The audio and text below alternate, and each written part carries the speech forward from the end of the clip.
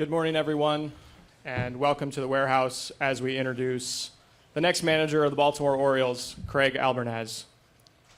I'd like to recognize all the fans and anyone watching on Masson Live and the Orioles social channels.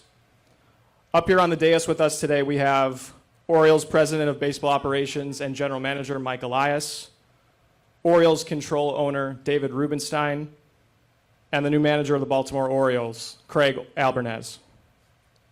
Before we get into today's program, I'd like to recognize a couple of people in the audience. First, Cleveland Guardians manager Stephen Vogt and his wife Alyssa. Thank you both for being here today. Members of Craig's family, his wife Genevieve, his sons CJ and Norman, and his daughter Gigi. Thank you all for being here. With that, I'll turn it over to Orioles President of Baseball Operations and General Manager Mike Elias. Thanks, Nate. Good morning, everybody, and thank you for coming. Big day for us and the organization. So much to say about a hire like this and the importance of it. The job managing the Baltimore Orioles is rich with tradition. Some of the best managers in our game have occupied this spot over the years, and so when we are approaching a process like this, it is a full organizational effort, and it's something that we put every bit of our capability behind and do our best to get it right and have it be something that's going to impact the organization for a long time and create a lot of stability around the organization. And I want to acknowledge all of the baseball ops and other aspects of this organization, ownership, so much of our leadership getting involved in this decision in what was a very thorough process and a very extensive search.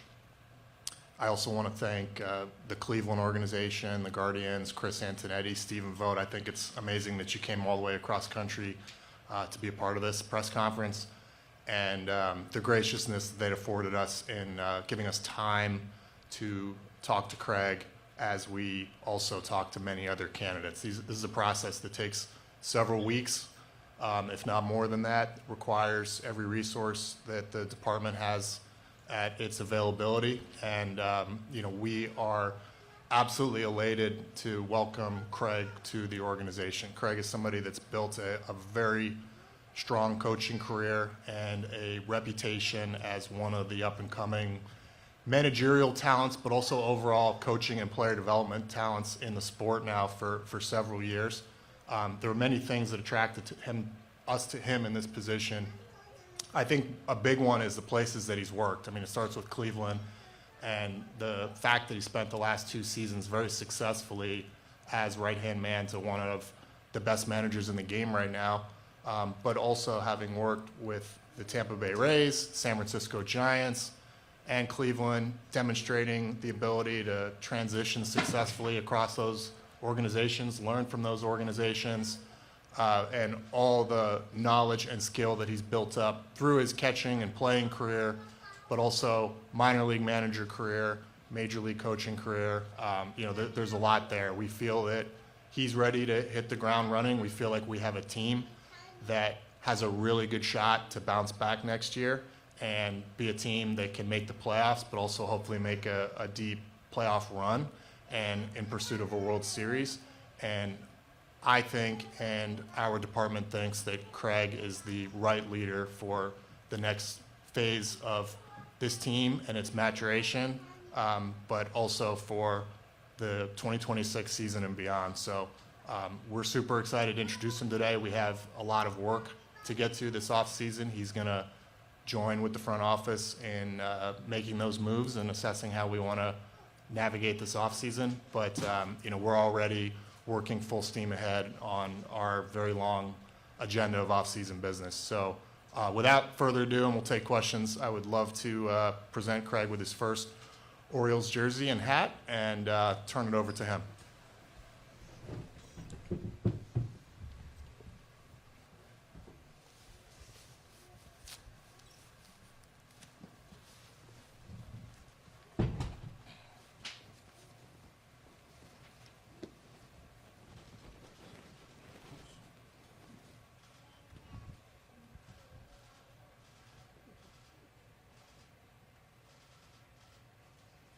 Ready?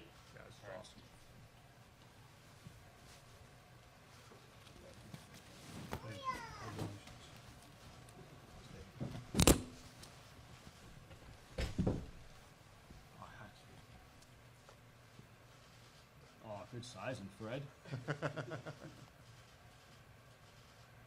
Congratulations. Thank you. Welcome. Thank you.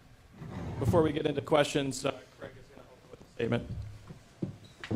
Yeah, thanks, Mike. Appreciate those kind words. Thank you for the process and your whole group, front office group. It was great to connect with them, get to know them, and that's what just made this decision easy on my part, was you and your group and how easy it was to navigate those conversations.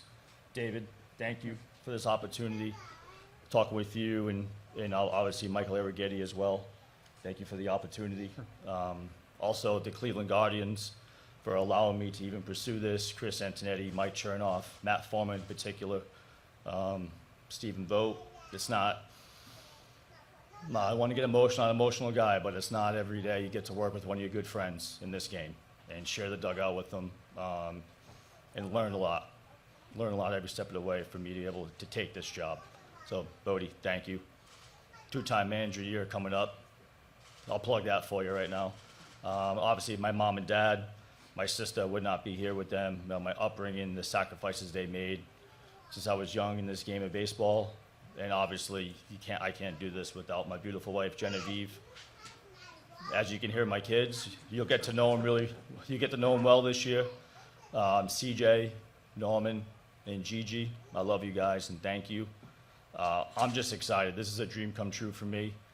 You know, when you start coaching, you don't think about being a big league manager, at least I didn't. But as you navigate your relationships, navigate certain teams, and you can kind of see that's something that you want to do and a goal you want to obtain.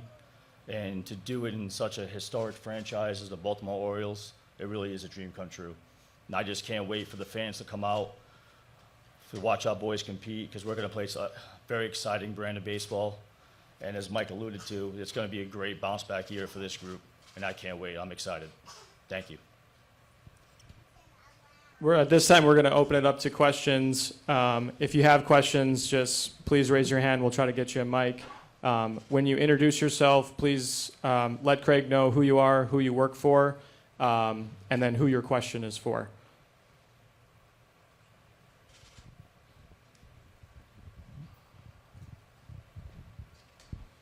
Rakabatka with Masson. Craig, how much of Cleveland specifically are you bringing to Baltimore here? How much of what worked with the Guardians do you think you can implement here to make it work? Yeah, I think it's player dependent, right? And I think it depends on the players. And that's one thing that Cleveland does really well. And the same thing with the Tampa Bay Rays. It's the player personnel you have. You know, I think you guys, everyone in Baltimore can see the Baltimore Ravens and what John Harbaugh has done, you know, with going from Joe Flacco to Lamar Jackson. I mean, that's a big change. And I think the best coaches, the best managers in this game, they adapt to the players around them. They don't have one set way of doing things. And that's the way I see this is, you know, myself and the coaching staff are going to really hone in on our players' strengths. And yes, we're going to, you know, help them develop their weaknesses, but we just want to bring out their players' strengths and let it shine. Josh Tolentino with the Baltimore Sun. Welcome to Baltimore, Craig. Question for Mike. At what point during the interview process did you know Craig was your guy? Was it something he said, or you know, someone that you might have spoken to on background? At what point did you know he was the guy to lead the O's? You know, it happens fairly quickly in my experience. You know, you go into a process for a high level position like a major league manager. You are by nature going to get encountered with a candidate pool that's extremely impressive across the board, and just people that come in different shapes and sizes and profiles, so to speak. But everyone is really highly qualified, or they wouldn't have made it into a process like that. So you meet a lot of impressive people, but sitting down with Craig and hearing the feedback that we got from the many other people that interviewed him, it was clear that this was just a really good fit all around. Like I said, the places he's worked, the kind of philosophies that he's developed. I think his personality and personal style will be a really good fit for what our group needs, but also in this town and in this market. So just an all-around fit, and I was very struck by him. You know, once we got done spending the first day with him, but we continued to spend many more days and weeks completing the process, but also doing a lot of background work, which was also very helpful for his case. He said sizes too, so probably on the short side of the candidate pool. Thanks, Mike. Jake Rill with MLB.com. Craig, you said you agree with Mike that you think this team can bounce back next year. What do you just like about this team on paper, the roster, and why do you feel like this team could bounce back next year? The talent just jumps right out you. I mean, even playing them this year, like, yeah, it was a down year, a lot of injuries, but the talent up and down the roster is impressive. And when you have a group of young players that get to the big leagues and have success, like in 23, and they have a rough 25, like, it's really tough to curate that adversity for young players to go through. And so for them to have it happen on the biggest stage, again, dealing with the injuries, you know, I wouldn't say poor performance, but, you know, they could perform better in their eyes. So it's great to see that the work they're putting in this offseason to come out next year and really take on that challenge. Jerry Coleman with the Bay, 100.7.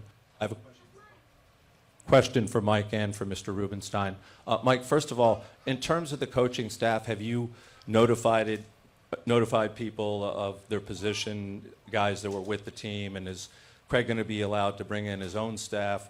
Mr. Rubenstein, my question to you is a little deeper in terms of going forward. We haven't heard from you in a while, so I think the fans want to know in terms of what your plan is and spending and making this ball club and the experience a lot better. There is some skepticism out there because we haven't heard from you in quite some time, so I know the fans are anxious.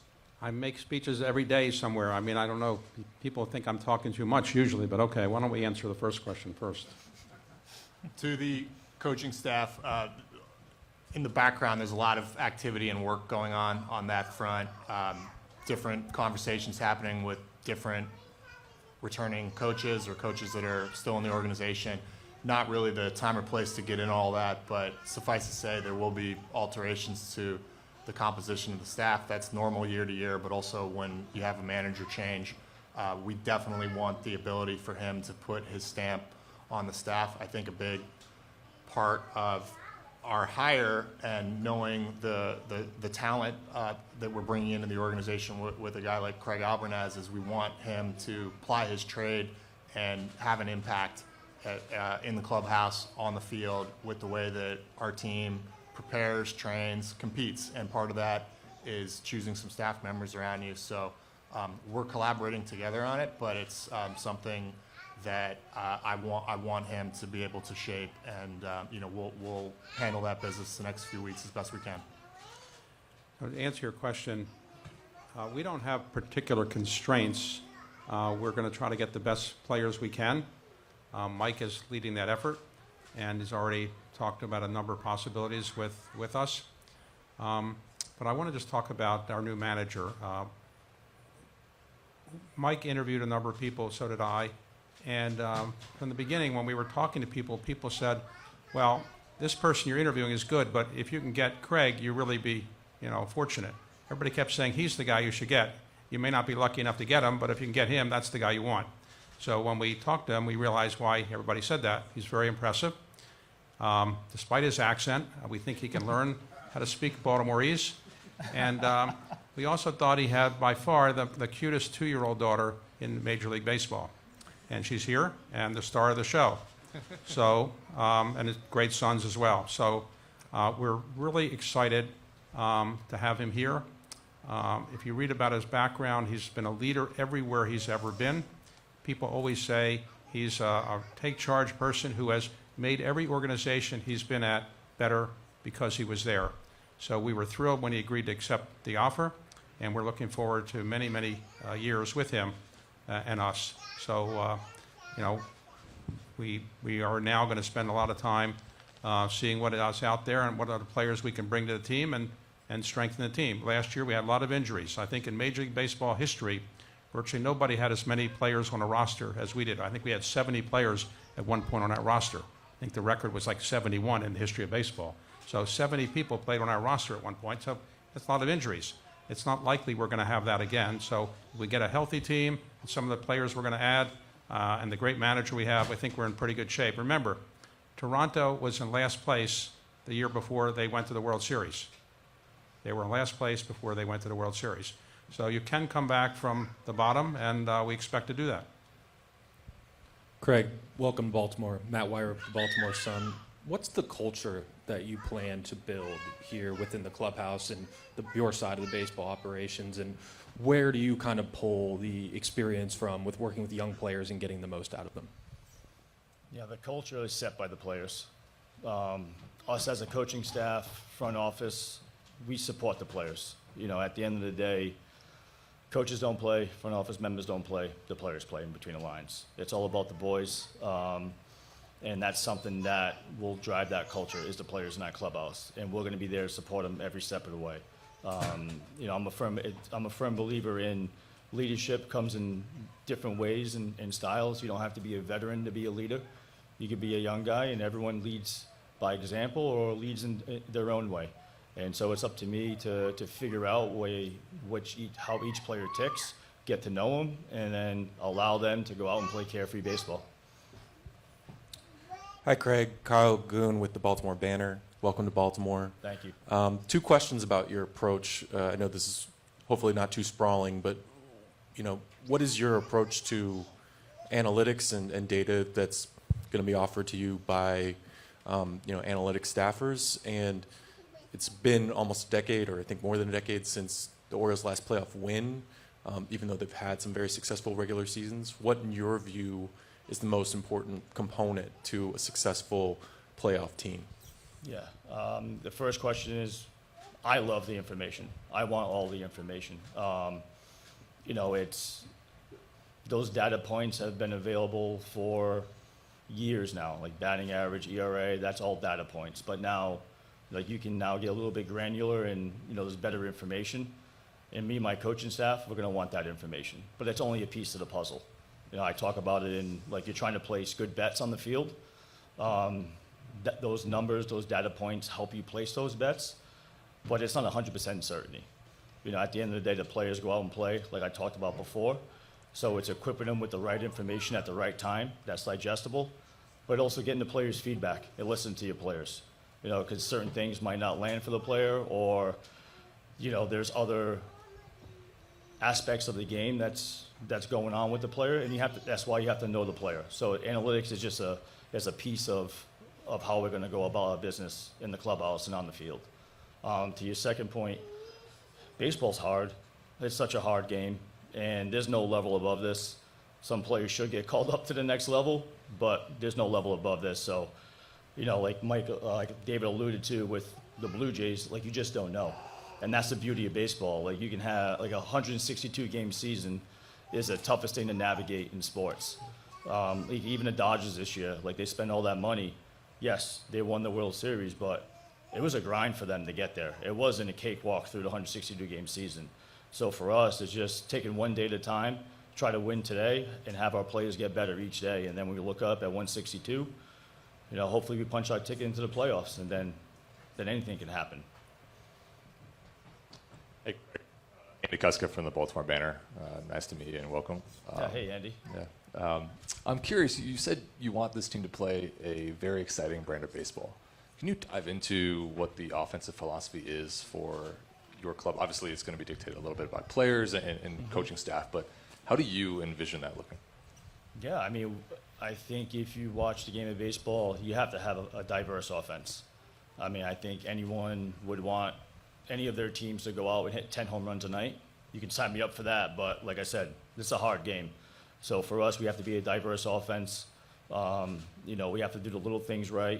When guys are struggling or going through a little rut, you have to find a way to keep the line moving and be productive for your team and for the organization. So that's something we're going to preach about, just being a more diverse offense, and so we can have a number of ways to beat you.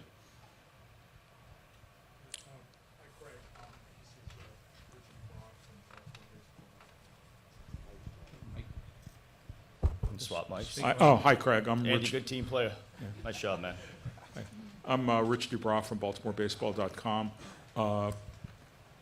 When you watch this team play, and I know you didn't get to see him play after the trade deadline, but I assume you've been watching a lot of tape of him. in the last few weeks. What stood out to you, and what, from watching that, do you see should be and can be improved? I mean, the athleticism just jumps out at you, and there's a sure talent to everyone on this roster.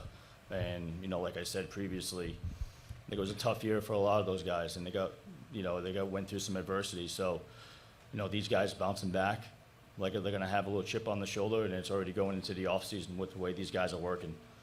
So for me, it's just making sure me and my coaching staff put these guys in the best chance to succeed and let their talents come to fruition. And we're going to double down on their strengths of what makes them great. But also we're going to talk to the players and listen to them. You know, like I said, the players play, and it'll be tough for us as a coaching staff to come in and dictate how we want things done. The players are going to lead that. And it will be a collaborative effort with the players and our coaching staff, and also with the front office, because that's what high-functioning organizations do. It's a collaborative effort across the board, you know, because we're all here to support our players, and our players have to feel that, and they will. Hi, Craig. Steve Molesky with Substack. You have the reputation of helping keep teams loose, you know, even going back to your minor league managing days. When you're the manager of a major league team, Yep. Can you still do that? How will you do that? And how does that balance with the tough conversations you may have to have during the course of the season? Yeah, it's funny, when I first started coaching in the minor leagues, I remember talking to my wife Genevieve of like, now that I'm a coach, do I have to change who I am? Do I have to change the music I listen to? And it was just a joke and laughing, but I'm just going to be me. That's all I know. You know, players want to know who's in their corner that's authentic and real. And they need a sounding board and someone that they can talk to. And like, yeah, tough conversations always happen. Like it's a part of the game. I'm not scared to have a tough conversation, do it all the time. But when it comes from a place of truth and a place of care and love, like you have to have those tough conversations. And like Joe Madden said it, you know, years ago, that if you tell a player the truth, he might be mad at you for a day. If you lie to him, you lost him forever. So that's something where we have to be truthful and honest, but also, yeah, I'm going to keep it loose. It's baseball. You know, we're with each other 162 games for the season. We're with each other more than our families, and it's baseball. And guys play at the best when they're having fun and just playing the kids' game. Hi, Craig. I'm Chelsea from the Washington Post. Nice to meet you and welcome. Thank you. Wanted to quickly ask, I know you go back with Blake Butera. What did you think of seeing him get hired? And have you guys had any conversations about managing so close to one another in your first years here? I am so proud of Blake. I'm more proud of Blake for getting that job than me sitting here, which is crazy to say. You know, me and Blake have a close relationship. When he first got drafted as a player, that was my first year coaching, was on the same team. My first year managing the minor leagues was his first year coaching. We were together on the same staff. I'm just so pumped for him and Caroline. Yeah, don't want to get emotional, but yeah, I'm just proud of him. Just you know, being so young at 33 and taking that job. We talk every day, so we were keeping each other in a loop at every step of the way, and I couldn't be prouder to be his friend. Peter Schmuck, BaltimoreBaseball.com. This is a question for Mike. I'm sure you watched some of the World Series if you had time. You guys acknowledge that, you know, obviously the Blue Jays went from last to first, and that, you know, that makes illustrates it's possible. Is there anything else from the way they played and against pretty high odds going into the series that you can take away, the construction of the team or the manner in which they played, and apply here? The Blue Jays? Right. Well, it was impressive. I mean, yeah, I watched the World Series. I thought it was an incredible, historic World Series with a couple of the best games that we've ever had, and it was exciting to see. And as David alluded to, I think it speaks to the strength of our division. Everyone talks about the American League East, gets a little tired after a while, but we have 5 really good teams and really good organizations in this division right now, and there's no one rebuilding. You know, everybody's going for it, and so we all kind of get into the cage match every year and see what happens. And I thought it was a very talented team. It has been a very talented team, even last year when things didn't work out too well for them. But I think what they demonstrated is the right mix, made some changes, and they were able to kind of replace the mojo that they've been lacking the last couple of years, and that team was really close and played with a lot of flow all year round. But, you know, our team played really well against the Blue Jays in 2025, and it just goes to show how close the talent level is and remains in this division. So we're going to lean on Craig and the coaching staff and the moves that we make this winter, and hopefully get things into a much better place. Very confident that we will. Let me just add that I went to the opening game in Toronto, and we won that game last year, the away game, and I said, well, I feel bad for the Toronto. They're not that good a team. But obviously, my perceptions of who's a good and bad team is probably not so great. But what the World Series showed to me is that baseball retains its hold on the American public. The fan viewership of that series was spectacular. The numbers are very, very good, and shows when you have really great baseball, American people really want to watch it, and people overseas too. Enormous amount of overseas attention. So baseball, while people have criticized it over the years as being somewhat left behind in terms of football or basketball, the truth is the American people have a feel for baseball and a love for baseball that was typified by the viewership of that World Series, and that hopefully will bring a lot of that to the team this year. We have, as we go into the new season, as you can see, we're constructing some changes in Camden Yards. These will make, I think, the place even better. It's more than 30 years old, so we're making some changes. We'll have some premier seats, as other stadiums do. It's the semi-quincentennial year, so it'll be a big celebration, a lot of games for the 250th anniversary of the country. And I like to remind people all the time that at every game in Major League Baseball, people are singing a song that was crafted in Baltimore. And so Baltimore has great roots in baseball and great roots in our country's history. And I think in the next year, we're going to have a great team, got some new players, a great new manager, and I hope all of you will be here to enjoy it. Cordell Woodland from 105.7 The Fan. Craig, welcome to Baltimore. This question is for Mike. Mike, this is now your third manager, I guess if you counted Mazzolino with the interim tag last year. How different will your day-to-day interactions be with Craig compared to the previous two, whether that's more support and more dialogue or maybe less, and, you know, giving him that space to do his own thing? It's a very close working relationship, GM manager. I mean, it's extraordinarily close and communicative. Very important for me, recognizing that fact and the degree of communication and collaboration that's required for a successful partnership, that you feel some personal rapport with the person that you're hiring and making sure that that communication is going to come naturally. And so, you know, that's something that you look for in this process too. But it is if done right, you know, it's a huge extension of the front office, but it's also a position that provides a lot of balance and a check on the front office. And so you, in Craig's case, really value the experience that he's had at 3 different organizations and the type of perspective that he's built that's going to help us kind of collaborate on our decision-making process in a healthy way. Hey, Craig. Jacob Meyer from the Baltimore Sun. Congrats. Thank you. I know you mentioned it in your opening statement, but how much does your family mean to you, and how has that changed, being a father, how has that changed you as a person and maybe also as a coach? Yeah, I mean, my kids are the greatest gift I can ever have. I love you too, Gigi. Love you guys. Yeah, they keep me grounded. You know, they don't care if we win or lose, except for CJ. He's locked in, he's invested. But yeah, when you have kids, it just changes the whole perspective of life and the game of baseball. Not in a it wasn't in a negative way before, but you just hold. Here we go. Here's the real star. Hi, Gigi. You want to say with Daddy? Yeah. Okay. Okay. You say hi. Hi. Okay.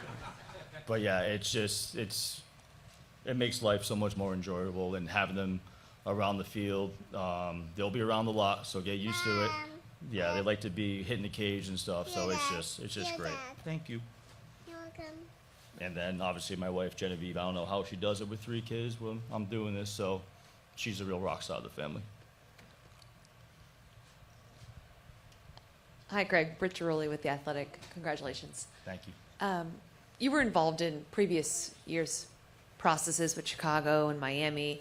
I'm wondering what specifically about this job made it the right fit for you, and did you feel like at the time you needed to go back in the dugout with Steven and get more experience? I mean, what was that process like, because you were involved and close to becoming a manager at other places? Yeah, I think, last year was more to do with where I was at, right, in Cleveland, just being around, obviously, one of your good friends and learning in Cleveland, and also, being around their front office and learning more. I think at that point in time, I felt like I was ready, but, deep down, you're just kind of like, when you want to take that next step, it's a big job. And I want to make sure that whatever organization I go to, I was like really ready to jump in and dive in, and, going through the process, with Mike and meeting David and the rest of the team in the front office, to me, it was an easy decision. Getting to know everyone. I mean, I would probably think that Mike would tell you that you probably wish I was a little pep in my step, as they say, with the process. But, I was kind of just being, very thorough and, looping in, the people that I surround myself with to get their input. And, as you go through it, the clarity just became true that, I want to be in Baltimore, be in Baltimore Oriole, and be in this organization, and be in that dugout with those group of players.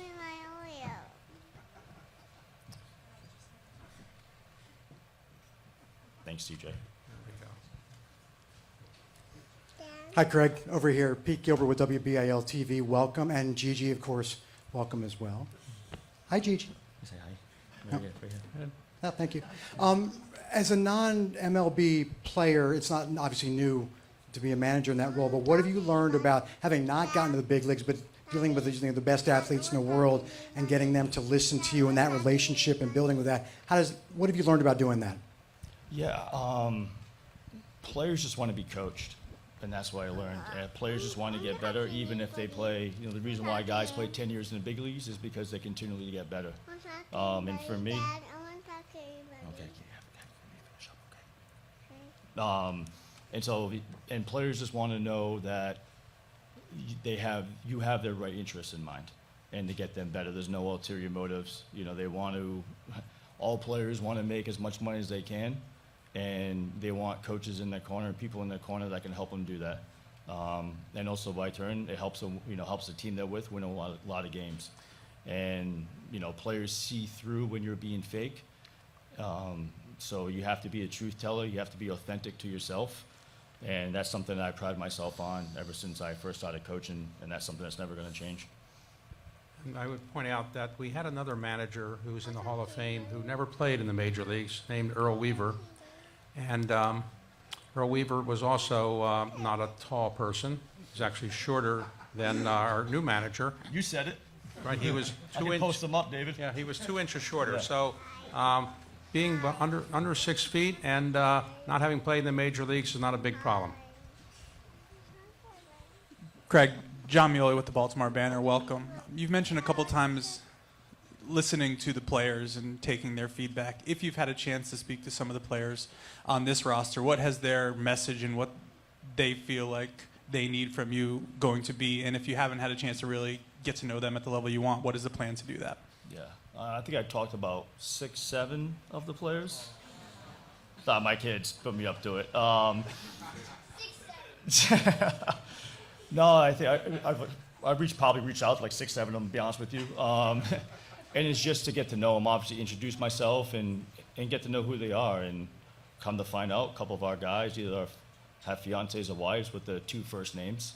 So that's fun to see. But yeah, I think right now it's just, obviously it's been chaos in the best way possible, the past, week or so. And so now I'm just trying to dive in with the players and get to know them.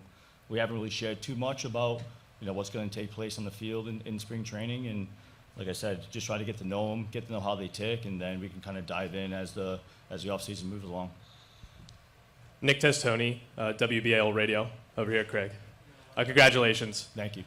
With your minor league career primarily as a catcher, just curious on your thoughts of your two primary catchers you're going to be having in Baltimore in Adley Rutschman and Samuel Basayo. Yeah, I'm excited. You know, Adley and Basayo both have a ton of talent. Obviously, Basayo, you know, coming in like with relatively, you know, not a lot of experience at the big league level, but you can see the talent just jump right out you. And Adley has, you know, made his name known even before he got to the big leagues, and you know his pedigree behind the plate, and so that's something that, you know, obviously I'm biased towards catching, and you know having a great tandem behind the plate, you know, should help us, you know, win a lot of games in itself. And with those two guys, like I'm gonna lean on them a lot.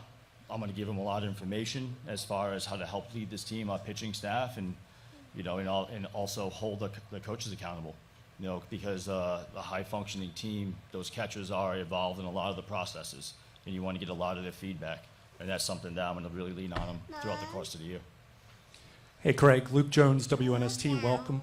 This question's for you and for Mike. You're obviously coming from a team that reputation for having excellent defense the last couple of years, especially.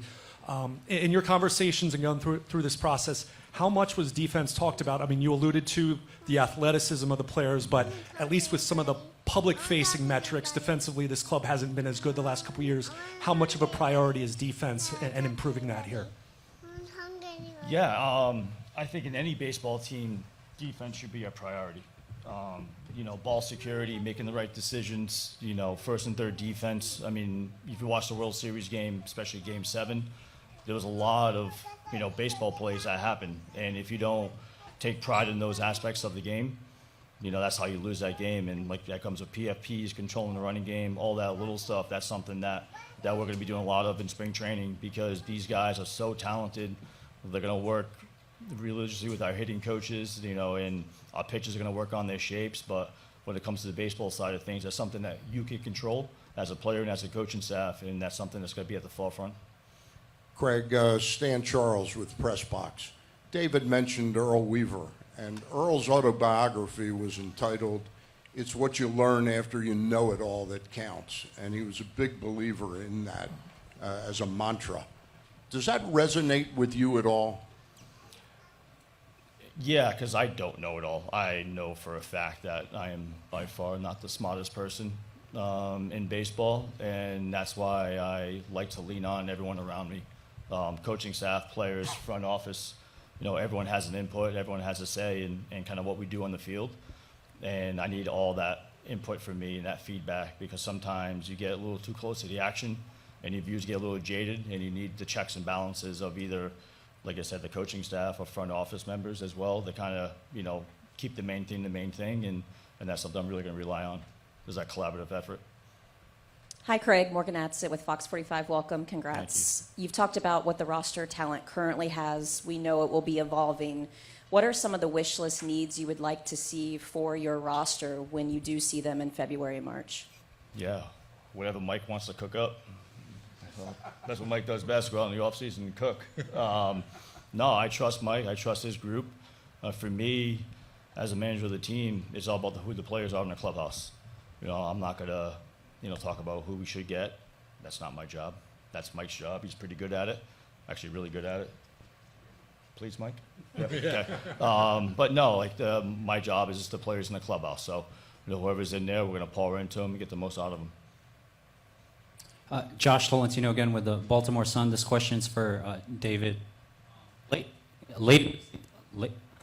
Sorry? Remix. Your mic, I'm sorry? You're sitting close. Forget the mic, just Mike. say, what's the question? Yeah, question for David. Late in the season, we found out Mike had been promoted, a move that wasn't initially publicized. This is our first time speaking with you since. In your mind, what did he do to warrant that, despite the team still waiting on a postseason breakthrough? And part two of that question, just what excites you most about the pairing of Craig and Mike? As Mike said, they'll be working together very closely. Well, on the second part of your question, Mike talked to a few people, and he was extremely excited about Craig, and when I talked to him, I was as well. So is Mike Arrighetti. And so we think it's a great combination. They get along well. So it was something where nobody said this was a mistake. Everybody we talked to said, you're lucky if you can get him, but you won't be able to get him. Because I think he'd had a number of other managerial offers, and he turned them down. So it wasn't that easy to persuade him to do this. So we were able to do it, and we're very fortunate. On Mike, Mike was American League Executive of the Year a few years ago. He knows baseball inside out. He's shy and doesn't like to promote himself, so we didn't make a big announcement about it. But Mike deserves everything that he has received from the Orioles. He's done a spectacular job, and we have great confidence in him for many, many years into the future. Craig, one of the questions Mike faced a lot in this process was, are you going to bring in somebody with experience? You obviously are entering your first major league managerial job, but how much did your time in Cleveland under Steven here enable you to kind of see through the managerial lens and give you the experience to put you in a position to be ready for this opportunity? Yeah, I'm forever grateful for Vody. I mean, being in Cleveland with that group, with Chris, Mike, and Matt, and obviously working alongside of Vody, you know, they brought me into pretty much every meeting, every conversation they had. So I got to see the inner workings of all those conversations, what really goes into being a big league manager. It's not just being in a dugout with the coaching staff and the boys. It's a lot of your day is consumed by what happens before the game. So kind of get to see that, like really opened up my eyes and being able to navigate those conversations. And then also, you know, there's the leader that Vody is, the communicator with the coaching staff and the players, and you know, how he goes about just being a great person, who he is. And that's something that I learned from him, and that's something I'm forever grateful for. Time for one more question.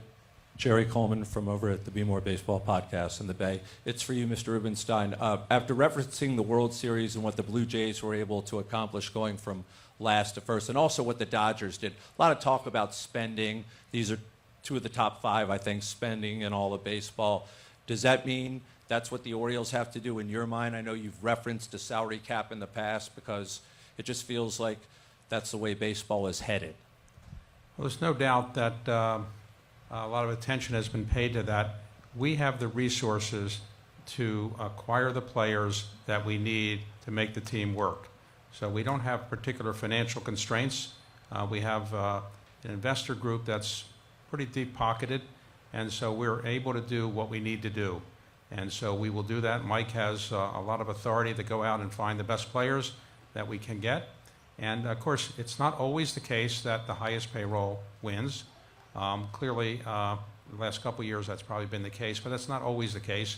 And so we don't feel we need to break records by setting payroll records, but we think we want to get good players who want to be part of an organization that really is very cohesive, part of helping to rebuild Baltimore. Baltimore itself is a very exciting place to live, and we're on the rebound. We think the organization is going to be much better next year because of the stadium is going to excite a lot of fans. We've got a lot of things going on in Baltimore, and so we are going to rely a lot on what Mike and his team can do with Craig, finding good players that want to be here and that can complement what we already have. So we're looking forward to the new season. I hope I'll see some of you down in spring training, and you know, we're very excited about the new year. And I particularly want to thank Craig for bringing his family. And Genevieve, would you like to say anything? Like to say anything? No? Put you right in the spot. I No? love it. No? I love You want to come up here and say anything? No. Okay. So we have a great new addition to the Orioles family with a great family, and no doubt the star is his daughter, and I'm sure we'll be seeing much of her during the season. So thank you all very much for coming, and thank you for coming, and thank your family for coming. And thank the Cleveland Guardians for letting you show up here. I hope you don't get in trouble for doing that. And thank you all for organizing this. Thank you. You're the manager of the year. You can do whatever you want. Right. Thanks, guys. Thank you. Pictures? Yeah. Do you want to bring the family up yet, or you? Oh, no? Yeah. You guys have the drill there? Okay. The three of us first? Okay. Hi. Okay.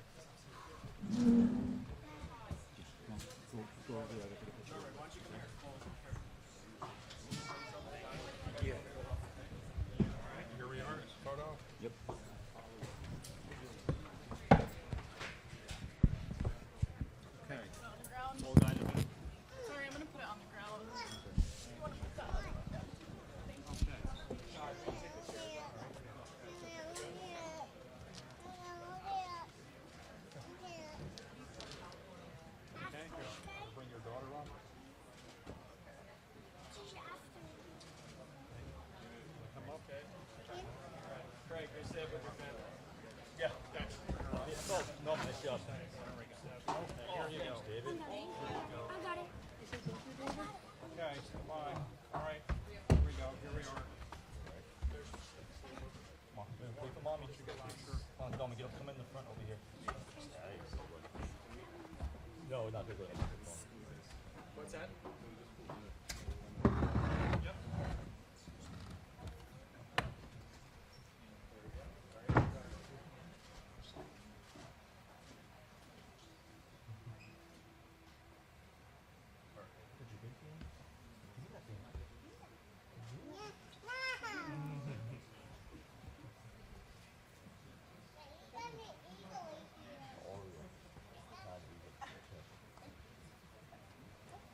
Good job, guys. I told you I'll do 6-7. Told you. No. 6-7.